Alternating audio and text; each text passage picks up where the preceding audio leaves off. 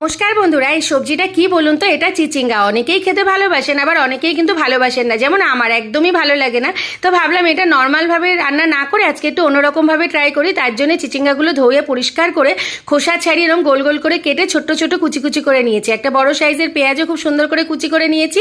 এবার কড়াইতে কিছুটা সর্ষের তেল দিয়ে তার মধ্যে কালো জিরে আর শুকনো লঙ্কা ফোড়নটা ভাজা হয়ে গেলে তার মধ্যে ওই কুচিয়ে রাখা পেঁয়াজটা দিয়ে সামান্য একটু লবণ দিয়ে পেঁয়াজটা ভালো করে ভেজে নেবো। একটু ভাজা হয়ে গেলে ওর মধ্যে চিচিঙ্গাগুলো দিয়ে দেবো।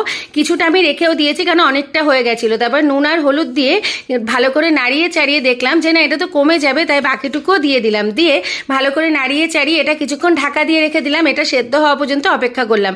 দেখুন সেদ্ধ হয়ে গেছে। এবার আমি একটু বেশ সুন্দর করে ভাজা ভাজা করে মাঝখান থেকে ফাঁকা করে একটু তেল দিয়ে দুটো রসুন কুচি আর দুটো ডিম ফাটিয়ে দিয়ে দিলাম। দিয়ে তার উপর থেকে লবণ আর কাঁচা লঙ্কা কুচি দিয়ে ভালো করে মিশিয়ে নেবো। এবার সমস্ত কিছু খুব সুন্দর করে ভেজে নিলে ওপর থেকে একটু চিনিও দিতে পারেন। আমি এভাবেই নামিয়ে নিই।